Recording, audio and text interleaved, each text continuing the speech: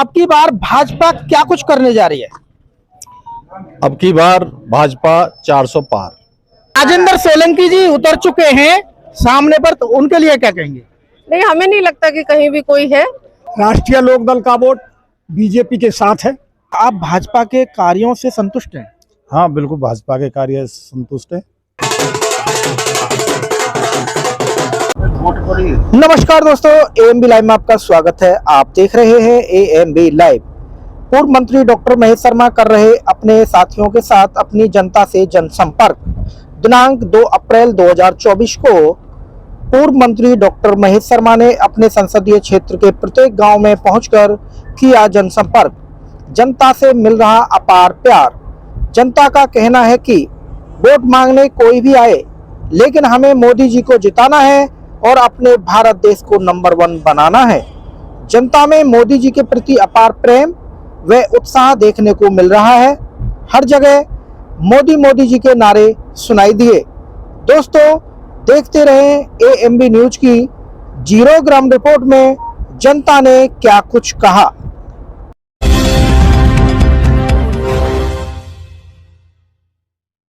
नमस्कार साथियों, आप देख रहे हैं एएमबी लाइव और मैं हूं आपके साथ बसंत ठाकुर। मेरे साथ महेश शर्मा जी हैं जो यहाँ लोगों से घर घर जाके अपनी वोटों के लिए जो बोल रहे हैं। कुछ जनता की यहाँ के कुछ सवाल है यहाँ। ये क्षेत्र खुर्जा का जो क्षेत्र है, मेरी सबसे प्रिय विधानसभा है, ये मेरी पूरी लोकसभा का। और इस क्षेत्र के लोगों को कल मुख्यमंत्री जी स्वयं कह गए कि सबसे ज़्यादा इस खुर्जा और जेवर के जो बॉर्डर की जो गांव है, इधर एयरपोर्ट का भी बेनिफिट मिला है। उधर 12,000 करोड़ की लागत से पावर प्लांट बनकर तैयार हो गया, जो इसी अप्रैल में चालू हो जाएगा। बुलंदशहर से लेकर अलीगढ़ तक का हाईवे कितना खूबसूरत हो गया है। मेरठ जाने का रास्ता कितना खूबसूरत हो गया है। बिजली जो 10, 12, 15 घंटे आती थी, आज 18, 20 घंटे आती है। और इस पावर प्लांट के बाद 24 घंटे आने लगेगी। यहाँ की ज़मीनों के भाव, किसानों की समृद्धि बहुत ऊंचाइयों पर है। ज़मीनों के भाव यहाँ 3 गुना, 4 गुना और 5 गुना तक पहुँच गए हैं। किसान यही चाहता, किसान की जो मूलभूत समस्याएँ थी कि यूरिया का मिलना, किसान सम्मान निधि का मिलना, गांव में अगर कोई गरीब ज़रूरतमंद है तो उसे 5 लाख रुपए तक का इलाज मिलना, कोरोना काल में राशन का मिलना, इन सभी सुविधाओं से इन क्षेत्र के लोगों को कराया गया। ये गांव भी मेरे लिए है, इन्होंने 73% वोटिंग भारतीय जनता पार्टी को पिछले चुनाव में भी दी है और इस बार इन्होंने वादा किया कि 93% देंगे। जयंत जी के आने से क्या पार्टी पे, हमारे पे क्या फर्क पड़ने वाला है? देखिए, फर्क पड़ेगा, क्यों नहीं फर्क पड़ेगा। जयंत जी की भी, चौधरी चरण सिंह जी किसानों के मसीहा रहे हैं और जब वो पार्टी से आई तो हमारी पार्टी को भी और मजबूती मिली है। हमारी जीत का अंतर और अच्छा होगा। क्षेत्र की जनता की एक शिकायत है कि आप 5 साल कहाँ गायब हो जाते हैं जीतने के बाद। अब की बार क्या आपको जनता से क्या उम्मीद लगाए बैठे? एक सिस्टम है, ये विधायक जी खड़ी हैं, अब गांव पंचायत है, ब्लॉक प्रमुख है, 1206 गांव है, 582 यहाँ सोसाइटियाँ हैं और 3 साल तो इस बार कोरोना महामारी की भेंट चढ़ गए। तो सांसद का आना जाना लगा रहता है, लेकिन एक चुनाव से पहले ही ये सब व्यवस्थाएं शुरू होती हैं। 1206 गांव में कोई भी सांसद अगर जाना भी चाहे तब भी नहीं जा पाएगा, लेकिन मैं फिर भी शायद अपने देश के सांसदों में मैं सबसे ज्यादा विजिट करने वाला हूँ। जन लोकप्रिय विधायक मीनाक्षी सिंह जी हैं, जानना चाहेंगे जी, बताना चाहेंगे कि जनता का कैसा सहयोग और प्यार मिल रहा है? जनता का बहुत अच्छा प्यार मिल रहा है और माननीय मोदी जी के नेतृत्व में और माननीय योगी जी के नेतृत्व में हमें जीत तो सुनिश्चित दिखाई दे ही रही है। लेकिन अब प्रयास ये है कि हम 400 पार जो राजेंद्र सोलंकी जी उतर चुके हैं सामने पर, तो उनके लिए क्या कहेंगे? नहीं, हमें नहीं लगता कि कहीं भी कोई है, लेकिन ये है कि अपनी अपनी मनोस्थिति है, उन्हें लग रहा होगा।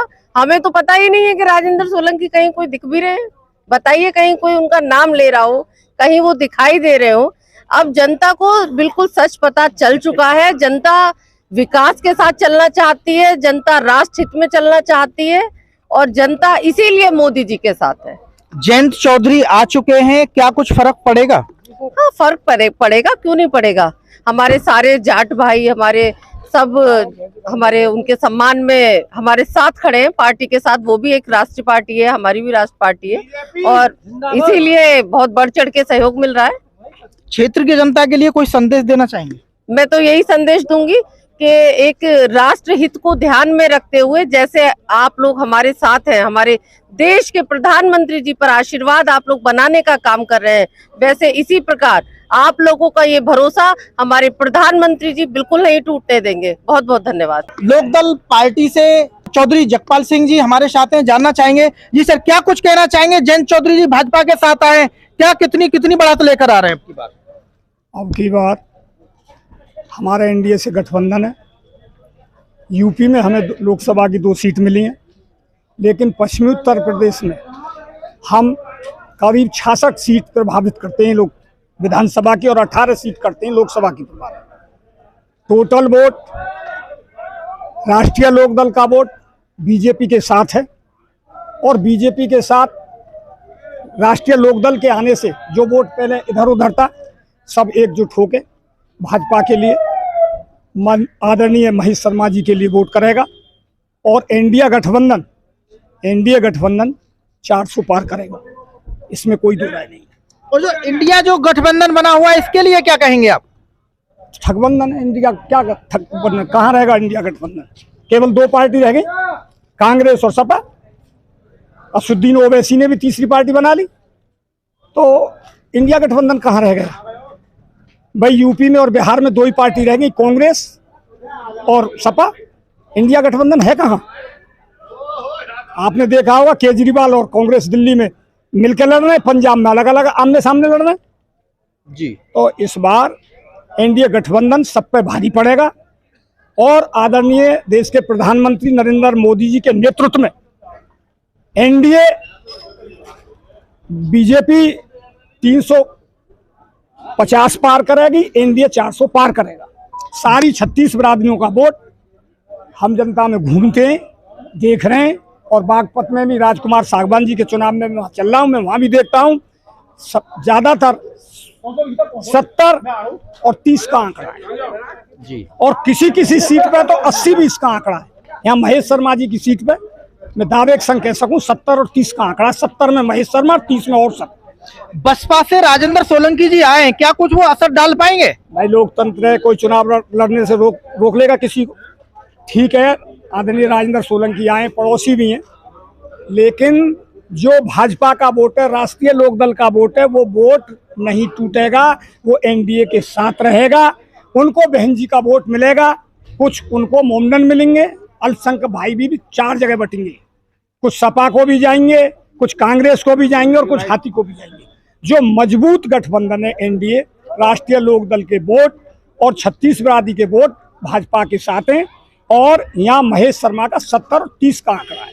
100 में से 70 वोट महेश शर्मा की, 30% में सब रहेंगे जी। भाजपा के कार्यों से संतुष्ट हैं आप? हाँ, संतुष्ट है। अब 2-4 काम तो गलत भी होते हैं, इतनी बड़ी मेजोरिटी है। जैसे बीमा का दीपक चौधरी नाम लिया, भाई पैसा जा रहे लोगों के बीमा सुरक्षा में, और जब फसल मर जाएगा तो सुनिए आपने कि जब सब नष्ट हो जाएगा जब देंगे जी। आपका परिचय दे दीजिए। मेरा नाम जगपाल चौधरी, गांव नार मोहम्मदपुर है, और शुरू से ही सदैव से ही राष्ट्रीय लोकदल में रहा हूं, और 8 जून 1980 को माया त्यागी कांड बागपत में हुआ, उससे अगले दिन मैं पार्टी ज्वाइन करी, और किरणपाल सिंह के नेतृत्व में प्रदर्शन हुआ जिले पे, और हम लोगों ने प्रदर्शन किया, और उसके बाद आज तक मैंने अपनी पार्टी छोड़ी नहीं है। तकरीबन करीब मुझे 40 साल इसमें हो गए, और आज की डेट में मेरी ड्यूटी चौधरी जयंत जी ने बागपत और मोदी नगर 2 कार्यालयों पर लगाई हुई है। दोनों कार्यालय देखता हूं, और मेरठ क्षेत्र का, पश्चिमी उत्तर प्रदेश को मैं राष्ट्रीय क्षेत्रीय प्रभारी हूँ। 400 पार। तो राजेंद्र सोलंकी जी का क्या करेंगे? उनका कुछ नहीं है, कहाँ है? आपके नाम राशि है? ये अस्तित्व में नहीं है, और वो निष्क्रिय रहे। तो राजनीति में बहुत लंबा समय हो गया, उन्हें कहाँ क्षेत्र में जानता है कोई? वो भी दावा ठोक रहे हैं। दावा तो कोई भी ठोक सकता है, दावा ठोकने से क्या होता है जी। लेकिन वोटों से जीता जाता है ना। वोट कहाँ है उनके पास? वोट नहीं है? वोट नहीं, वोट तो सब मोदी जी के और योगी जी के नाम पर है। तो हमको तो ठाकुर समाज, राजपूत समाज वो काफी, समाज कहाँ, सब मोदी जी के और योगी जी के लिए है। अब की बार 400 पार निश्चित जो भाजपा जो जीत के आएगी, और पूर्ण बहुमत के साथ सरकार बनेगी, और काफी बड़े बड़े निर्णय जो है देश में लिए जाएंगे। ये देश के भविष्य का चुनाव है, इसीलिए इसमें कोई समझौता नहीं है। अब की बार सारा जो पब्लिक ने मन बना लिया है कि पूर्ण बहुमत के साथ उससे भी ज्यादा जो बड़े बड़े निर्णय हो सके, इसलिए 400 पार जो सरकार बनानी है। अभी तो दिख रहा है कि कुछ मामला खतरे में है। राजेंद्र सोलंकी जी कहीं बसपा से कहीं कोई नहीं है, विरोध तो होता है, कहीं कोई नहीं है। अब की बार और ज्यादा मतों से, जितने पिछले इलेक्शन में जीते उससे कहीं ज्यादा मतों से डॉक्टर साहब जो है बहुत अच्छा रहा है। उन्होंने बड़े बड़े काम दिए हैं, इतना हर सांसद नहीं दे पाता है, मंत्री होते हुए नहीं दे पाता है। जो हमें एयरपोर्ट जो है उन्हीं की देन है, और इधर जो HDDC जो बन रहा है वो उन्हीं की देन है। दोनों बहुत बड़े काम है जो देश के पटल पर है। इसीलिए भाजपा के कार्यों से संतुष्ट हैं? पूर्ण रूप से सभी लोग संतुष्ट है। छोटा मोटा विरोध तो कहने के लिए होता है, बाकी ग्रामीण क्षेत्र में और शहरी क्षेत्र में सभी लोग संतुष्ट हैं। अब की बार भाजपा क्या कुछ करने जा रही है? अब की बार भाजपा 400 पार। उसकी वजह माननीय मोदी जी का, माननीय योगी जी का सुशासन। सबसे पहले कानून व्यवस्था उचित होनी चाहिए। जो 500 साल की लड़ाई हम लड़ रहे थे, ऐतिहासिक रूप से राम मंदिर की निर्माण आपके सामने हो ही रहा है। धारा 370 का हटाया जाना हम जैसे लोगों को तो लगता है जैसे हमारे सामने आज़ादी का कोई आंदोलन सफल हुआ हो। तो ये सब चीज़ें हैं। और जितना इंफ्रास्ट्रक्चर बन रहा है, हमारे जेवर में एयरपोर्ट है, बुलंदशहर में मेडिकल कॉलेज है, तो ये सब चीज़ें हैं, सड़कें हैं और इतने सारे सब सुविधाएं हो रही हैं। तो ये सब चीज़ें जो हैं जनता सब समझती है, और इसलिए केवल और केवल वोट भाजपा को ही जाएगी। आम जनता का कहना यह है कि जो ग्रामीण जो जनता है कि कुछ विकास कार्य गांव के अंदर नहीं हो पाए, तो उसके लिए क्या कहें? देखिए, ऐसा नहीं है कि विकास कार्य नहीं हो पाए। विकास की इकाई सबसे पहले गांव में होता है ग्राम प्रधान, और निश्चित रूप से ग्राम प्रधान भी अपनी क्षमता के अनुसार कार्य करते हैं। मोदी जी के जो शौचालय की व्यवस्था थी, प्रत्येक गांव में, ऐसा कोई गांव नहीं है जिसमें शौचालय की व्यवस्था न पहुंची हो। शौचालय गरीब हो सबको मिले हैं, किसी का जाति धर्म देख करके नहीं मिले, तो ऐसा नहीं है। और राशन की व्यवस्था है, तो राशन की व्यवस्था भी प्रत्येक गांव में मिल रही है, बिना भेदभाव की मिल रही है। तो योजनाएं तो पहुंचती हैं, और कुछ कमियां रह जाती हैं तो उनको आगे सुधार किया जाएगा। तो क्षेत्र की जनता के लिए आपकी तरफ से कोई संदेश है? क्षेत्र की जनता के लिए संदेश यही है कि जो तरक्की हो रही है उसमें कुछ लोग अवरोध बन के आएंगे, और मैं समझता हूं कि कोई सरकार किसी और की बननी नहीं है, मोदी जी ही निश्चित रूप से प्रधानमंत्री बन रहे हैं। तो इधर उधर की बातों में ना आकर के सीधे और सीधे कमल का फूल, ना हमारा कोई प्रत्याशी, ना हम किसी को जानते, ना हमारा कोई जाति, ना धर्म, देश के लिए हमको कमल के फूल को वोट करना है। मेरे साथ हैं अपना दल से, तो जानना चाहेंगे अपना दल अब की बार किसको समर्थन देने जा रहे हैं? जी सर, क्या कुछ कहना चाहेंगे? आपका शुभ नाम? मेरा नाम ठाकुर अमरपाल सिंह है और मैं उत्तर प्रदेश अपने दल का सचिव हूँ, खुर्जा रहता हूँ। अब की बार राजेंद्र सोलंकी जी बसपा से आए, तो क्या कुछ असर डाल पाएंगे? ये कोई इसने डाल पाएंगे। अब की बार का तीसरी बार दोबारा माननीय प्रधानमंत्री मोदी जी ही बनेंगे। हमारी अपना दल है, इसका जो क्या नाम है गठबंधन है 2014 से बहना अनुप्रिया पटेल जो केंद्र में मिनिस्टर है भारत सरकार में, उन्होंने मोदी जी से गठबंधन किया था 2014 में, और यूपी में भी सरकार में गठबंधन है, केंद्र में भी गठबंधन है। हमें बहन जी की तरफ से पूरे आदेश है कि भारतीय जनता पार्टी को लड़वाना। राजपूत समाज तो ये कह रहे हैं कि हम अब की बार राजेंद्र सोलंकी जी को सपोर्ट करेंगे। राजपूत समाज से मैं भी हूँ, मेरी भी चारों तरफ रिश्तेदारी है, मेरी भी काफी लोगों से बात हुई है। बसपा को कोई वोट नहीं देगा। तो कोई संदेश देना चाहेंगे जनता के लिए? संदेश है मेरा राजपूत भाइयों से संदेश है और सभी लोगों से संदेश है कि मोदी जी के हाथ मजबूत करें, देश को तरक्की होता है। भाजपा के कार्यों से पूर्ण रूप से संतुष्ट हैं आप? पूरी तरीके से संतुष्ट है। भाजपा तो हर काम कराए जो हम सपने में सोचते हैं। दोस्तों, जैसा कि आज के प्रोग्राम के आयोजक चमन प्रधान जी मेरे साथ हैं, और मैं जानना चाहूँगा सर, इस प्रोग्राम के लिए क्या कहना चाहेंगे जो आपने आज यहाँ प्रोग्राम की रूपरेखा दी है? प्रोग्राम बहुत बढ़िया हो और सफल हो, क्षेत्र के सभी लोगों ने अपना सहयोग दिया और बहुत बढ़िया। सर, जैसे आज ये प्रोग्राम किया गया है और यहाँ पे सांसद महोदय महेश शर्मा जी यहाँ पहुँचे हैं, तो क्या आप भाजपा के कार्यों से संतुष्ट हैं? हाँ, बिल्कुल भाजपा के कार्य से संतुष्ट है और बहुत बढ़िया कार्य चल रहे हैं। योगी मोदी जी थे, बहुत बढ़िया संतुष्ट है। तो अब की बार कितनी सीटें आने वाली हैं? 400 पार जाएंगी। 400 पार? 400 पार जाएंगी, पक्का? पक्का पक्का जी, 400 पार जाएंगी। तो दोस्तों, जैसा कि आपने सुना है कि 400 पार अब के जा रहे हैं मोदी जी, और देखते हैं कि 400 पार जाने के बाद में क्या कुछ नया होगा हमारे भारतवर्ष में। बने रहिए आप हमारे चैनल एएमबी लाइव के साथ।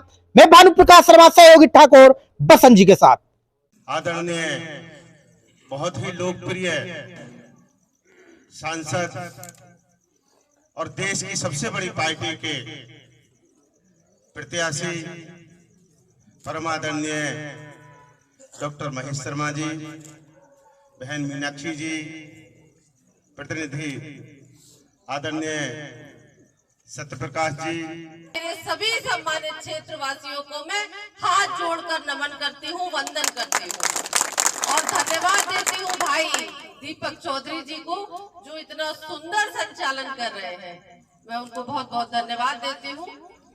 जैसा कि हम सभी लोग जानते हैं, चुनावी समय है और इस समय में हम लोगों की ताकत और हम लोगों की शक्ति अगर एक ही जगह मिलके लग जाएगी तो कुछ भी असंभव नहीं है।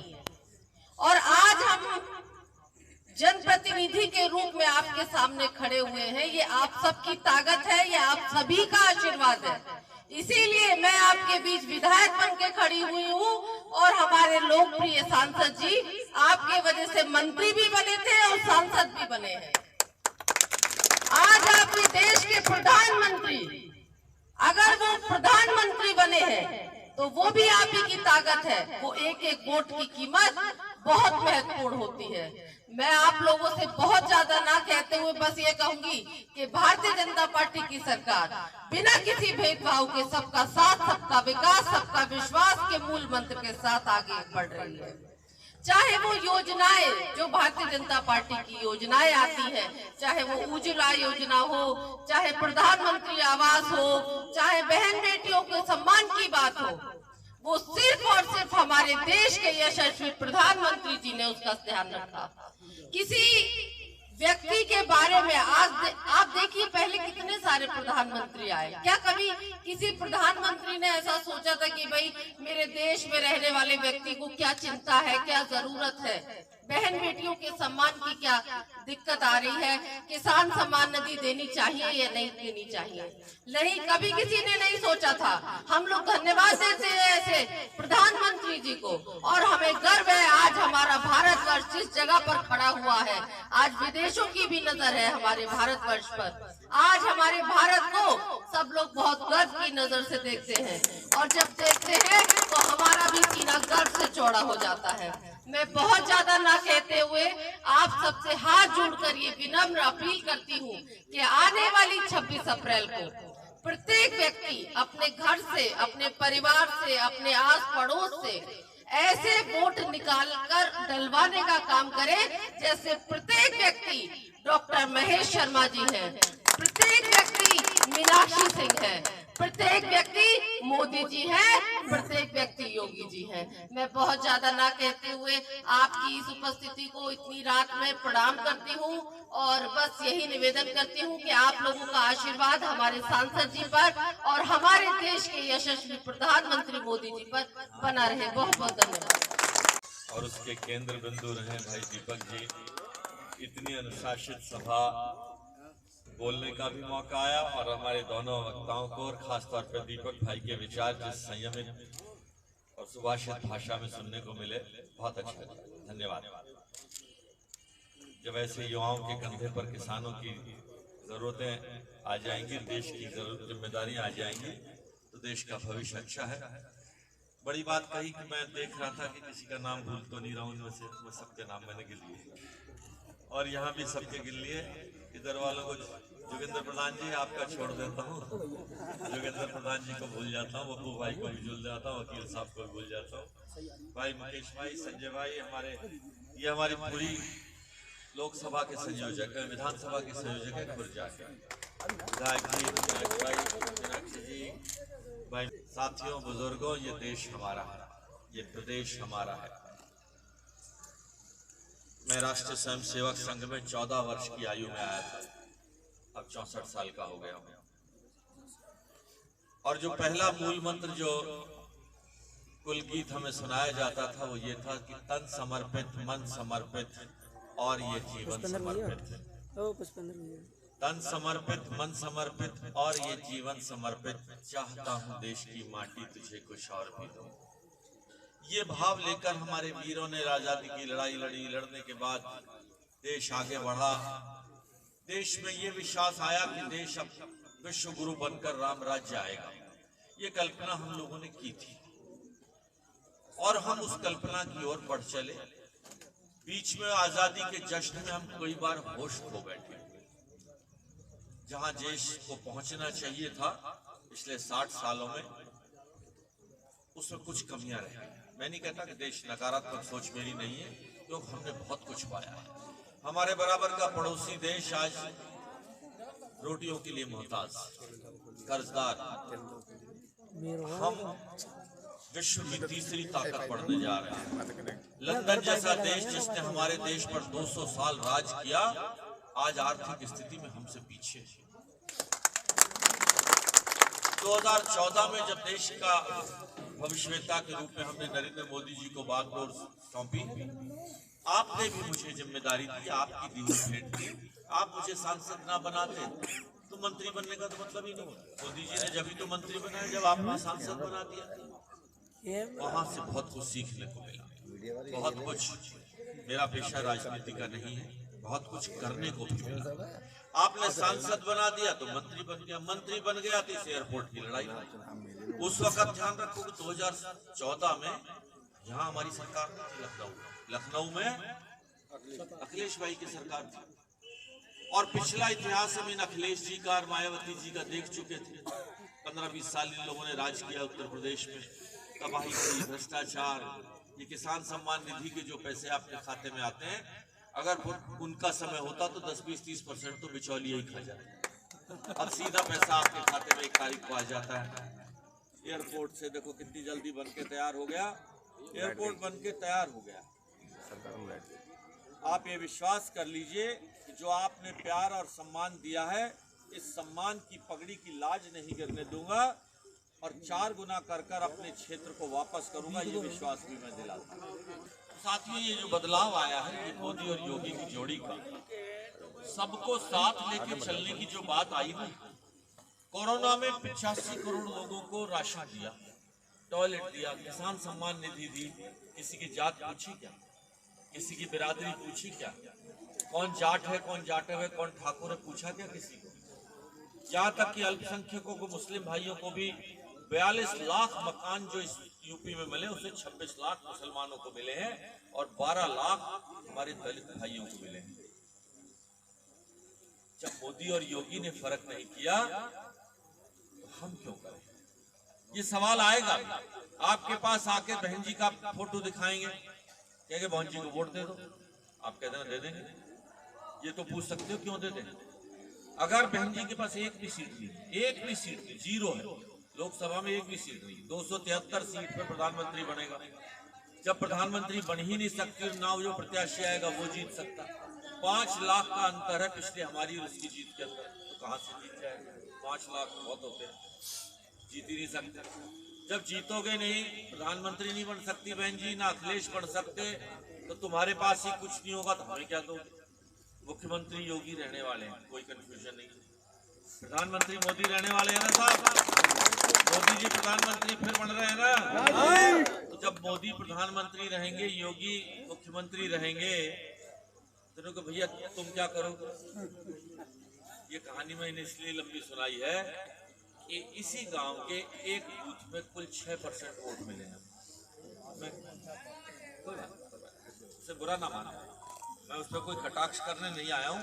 मैं चाहता हूँ कि यहाँ के दीपक भाई जो आज इतनी खूबसूरती से उन्होंने अपनी बात कही है, वो बैठकर अपने उन जाटव भाइयों के प्रति, उन दलित भाइयों के बीच में, उनके भी मुस्लिम भाइयों के बीच में भी जाकर बैठे और समझाएं कि भाई जब मोदी ने फर्क नहीं किया और प्रधानमंत्री बहन जी बनने नहीं जा रही,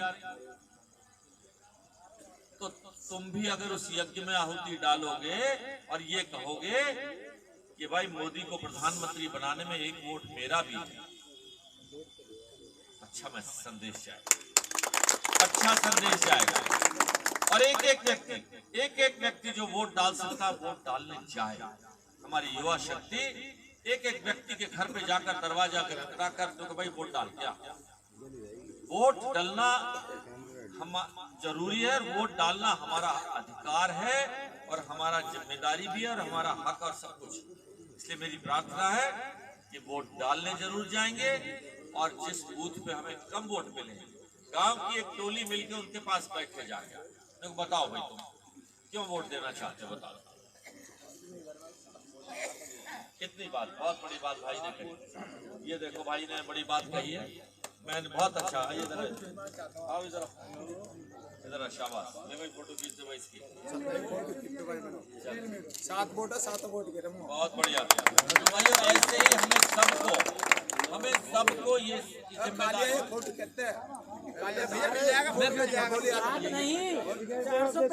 मैं क्या चाहता भाई 7 वोट है, 7